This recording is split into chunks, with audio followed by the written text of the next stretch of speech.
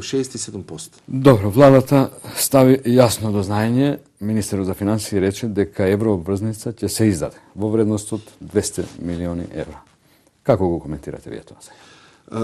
Прво, мора да спомнеме дека пред 2 години, или лани, 3 години, кога нештата беа подобри на економски план во Република Македонија, владата помпезно најавуваше дека предвремено отплаќање долгови, се сеќавате некој сума од 100 милиона евра беа предвремено исплатени.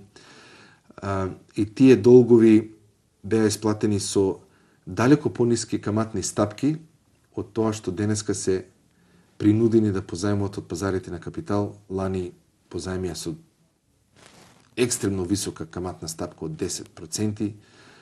Не верувам дека ќе биде значително под тоа, ако биде 9, 8,5 најниско, но сепак мислам ќе биде измеѓу 9 и 10% и оваа година.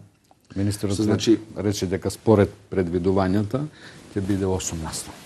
Добро, истиот тој министер воопшто не испадна најкоректни во голем број од случаите во последните 2 години, но добро, и 8,5 и 9% повторно би било висока стапка на камата, посебно во контекст на предвремените исплати на некои долгови што се случува помпезно пред 2,5-3 години. Тоа е првиот момент. Второ, зошто се задолжува Република Македонија или зошто има потреба воопшто да се задолжува? Причината е поради зголемениот дефицит на тековната сметка. Значи, Република Македонија мора да се задолжува да го финансира тој дефицит во недостаток на други приливи, други девизни приливи, како што се директни странски инвестиции или трансфери или девизни дознаки од диаспората. Бидејќи извоз, добро, извозот минус увозот ни дава трговски дефицит, трансферите го намалуваат недостатокот на девизи, остатокот се покрива или од директни странски инвестиции, кои ги нема, или од нови задолжувања, или евентуално да се продават постоечките девизни резерви. И тоа исто така би било опција. И тоа е исто така е проблематично само по себе си. Значи, прашањето тогаш е зошто дојдовме до ситуација каде што имаме висок дефицит на тековната сметка. Тоа се должи на два фактори. Првиот фактор е зголеменото буџетско трошење во последните 3 години. Бидејќи владата троше повеќе. Значи, да обяснам овој момент. Од 2006 година, кога дојде на влада, значи ова сегашната влада, во 2006 година вкупните буџетски расходи изнесуваа 1,8 милиарди евра.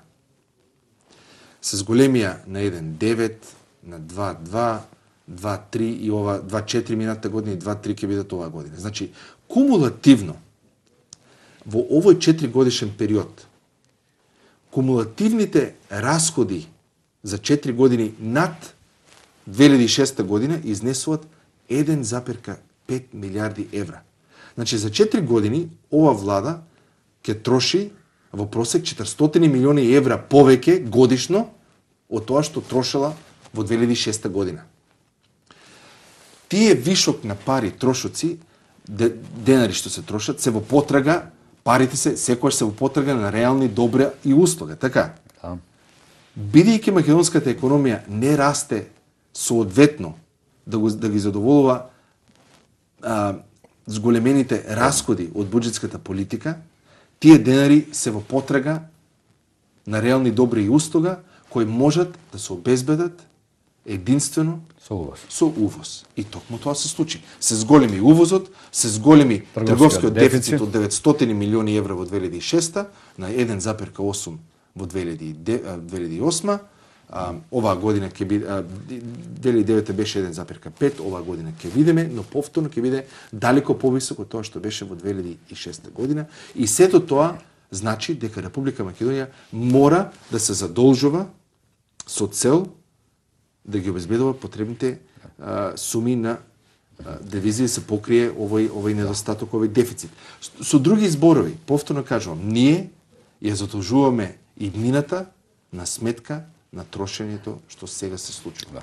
Господин Дончев, видите интересно образложението на министерот за финансии, тој самиот изјави дека од претходната еврообврзница се потрошени само 70 милиони евра, значи 100 милиони се во трезорите на Народната банка на Македонија. Тогаш зошто има потреба, ако не се потрошени овие пари, да се задолжуваме со нова?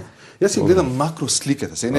Не е битно дали од таа сума од 170, дали конкретно се потрошени 70 или 100. Меѓутоа, од вкупниот, па заборавате во крајот при крајот на 2007 година или почетокот на 2008 девизните резерви изнесуваа околу 1,6 милиарди евра со задолжување многу пониско од тоа што го имаме сега. Да, можеби само тоа се потрошило, меѓутоа вкупното девизните резерви отпадна и се зголеми вкупниот надворешен долг.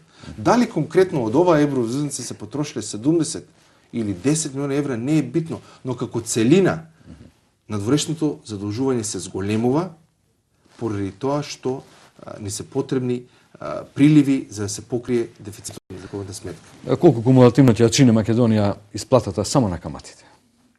Да речеме во наредниот период. Па конкретно за значи бројките за вкупниот долг ги нема, бидејќи се поразлични каматни стапки и таква анализа би можело да даде Народна банка и не сум ги видел, меѓутоа што се однесува до оваа еврообврзница, знаеме дека медогодишната ќе ја коште во период од 3,5 години околу 40 милиони евра камата. Само камата, без главнината. Да. Добро. Но видите, завчера беше делегацијата на Монетарниот фонд и нејзиниот представник за Македонија Вес Мекгру ја оправда задолженоста на странските пазари, но некако како тивко да нагласи дека сепак даде на знаење дека тивко сугерира дека задолжувањето кај ММФ сепак е многу ниско од 1,5 до 2% каматна стапка. Но не рече, не стави строга забелешка дека владата не треба да се задолжува на странските пазари. Значи, според таа логика, дека резонот на владата е исправен. Ако Монетарниот фонд децидно не каже дека тоа е грешна политика на владата. Ве молам, значи, не знам како сте го томачили тоа што ММФ го кажало, во прашање не може да биде дали погрешно не. Владата мора да го прави тоа поради дефицитот на таковата сметка. Дефицитот на таковата сметка мора да се финансира од некаде. Изворите се или директни странски инвестиции, или задолжување, или намалување на девизните резерви. Значи, кога веќе ние имаме тој дефицит и не е во прашање дали е правилна или погрешна политика, во прашање кој од тие три можни решенија можат да бидат искористени за финансирањето на недостатокот на девизи кои ни се потребни. Значи, ние имаме структурен проблем во тоа што увезуваме многу повеќе што извезуваме.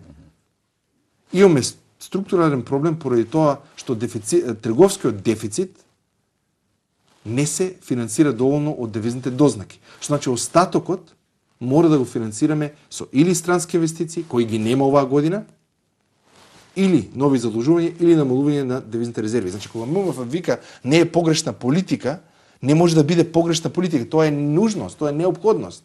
Значи, прашањето што е дали да се задолжуваме со издавање на еврообврзници од 9-10% или се позајмува од ММФ со пониска каматна стапка. Но ве убедувам, и едното и другото е задолжување на еднината на сметка на сегашноста. Единствено прашање е дали ќе заштедиме на камата што треба да ја платиме. Значи, погрешно е тоа што се задолжуваме бидејќи увезуваме многу повеќе што извезуваме.